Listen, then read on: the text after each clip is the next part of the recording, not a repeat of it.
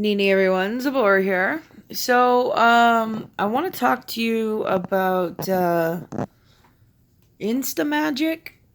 Um, in Between Worlds, he did a video called a Microwave Magicians, I think. And then Blue Sage, as well as Apprentice Magic. He he went and they both did video responses. So I went and I watched the original one and I couldn't agree more. I used to call them McPagans. I guess that kind of fell out of fashion and now they're microwave pagans.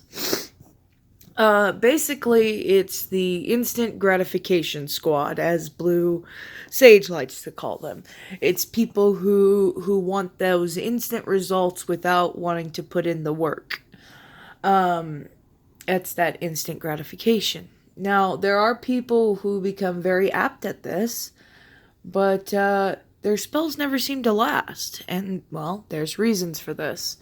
I would also be very weary of anybody who is able to claim instant gratification in their spell work.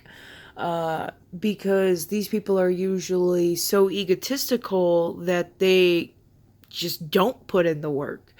So their spells don't work.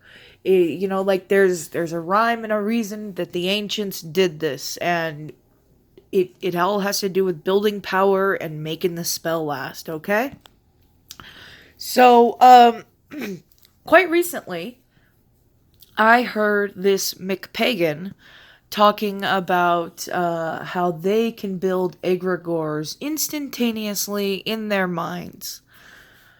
But a few months ago, they were talking about how they were always under attack from these outside entities. They talked about how they never gave their egregore, their thought form, a purpose. They didn't create a sigil that was its mind. So basically, you created a being with no purpose, and now it's out of boredom attacking you. Great job, McPagan. You really fucking nailed that one. In all honesty, it wasn't an egregore attacking them. It was actually their own chaotic and disturbing mind that was attacking them, their own paranoia, because this person is quite tangly in their thoughts. You can just sense these things. So, anyway, McPagans. Why you should not be one. Number one is magic is a learning process. It takes time. A friend of mine, Ben, he used to say that it took him like 2 years before he actually got a spell to work correctly for him. And I gotta say, yeah, that's about how long it took for me. About 2 years before I actually got the desired results the way I wanted them, and not just, some semblance thereof. So, witchcraft takes time.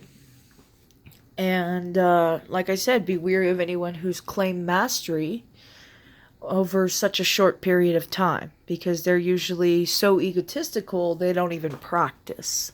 They just read books and think they're gods. So yeah, that's something to be aware of. McPagans also typically don't go through all the steps if they even do create a spell. It's usually very rushed. Now we're gonna go over this when we actually do our spells and whatnot towards the end of our lessons, but there are steps that you go through in order to set yourself up into a magical mindset.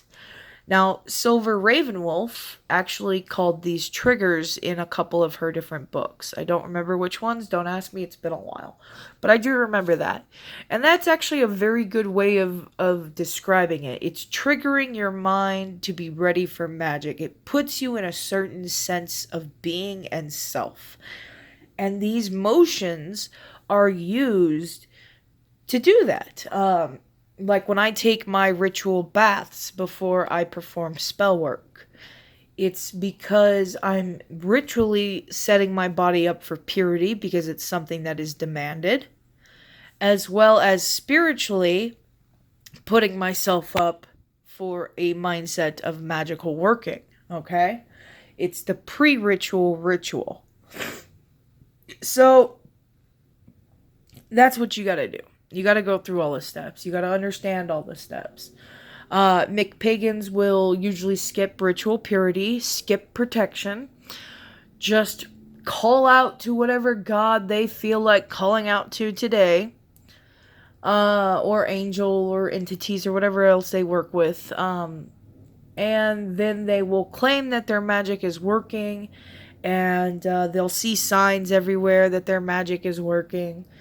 That's why I'm very leery when it comes to signs and working within certain systems, because I believe you have to ask for signs before you can just look for signs. Otherwise, you're going to see signs everywhere. And let's not start another Pizzagate, okay? Because of the shape of the triangle, meaning boys. So, yeah, those are something I try to avoid. Typically, McPagans tend to be big conspiracy theorists, or they believe a lot of conspiracy theories, like mermaids being real. The government hiding info about aliens from us, typical bullshit.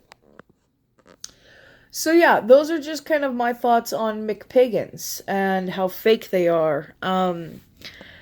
Now, for those McPagans who are actually able to generate some sense of energy, as I said, I've met a few that actually were really good at that insta magic. But none of it lasts. Because there's no strength behind it. There's no force behind it.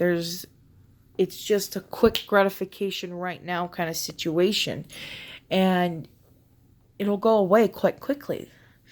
So, that's another reason that I, as a witch, feed my spells. Because I noticed that after about a month or so, about moon phase to moon phase, spells kind of fade. Unless there was like some serious emotion behind it. So that's why I continue to feed my spells. My money altar has a lamp on it that I do not turn off. It just continually burns. It's an electric lamp. It's okay. It's one of them little electric tea light thingies. So I just place a new light on top of it if I think the batteries are getting low, and then I just run them down for other things. But yeah, I got them from Dollar Store for my pumpkins for Halloween. So you can pretty much get them pretty cheap anywhere. But it's a spell that I continually feed by anointing my money and then placing it on the altar. It's a continual energy that I feed into the spell. Okay? McPagans don't do that. It's one and done. Right now, right this second, I'm not sure if this has to do with people that have certain identity disorders, mental disorders, or what. I do know that the pagan community tends to attract a lot of people with mental disorders. I'm not sure if it's because the pagan community is so accepting, or if it's you just gotta be fucking crazy to be a witch, I'm not sure which it is. I certainly have a mental disorder. These are things that I've struggled with being a McPagan early on in my years, and I do blame Silver Ravenwolf for that. She kind of basically set it up for McPagans. So, it's something that I've struggled with. It's something that I really had to stick with certain paths and learn certain things before I was able to say, no, this doesn't work for me, or yes, this works for me. It's something that I really struggled with against my own nature, basically, okay? And that's what a witch does. They grow and they learn. And now I'm a more powerful witch for it. So, those are just kind of my thoughts on McPagans and whatnot. That's it for tonight, guys. Sun up day.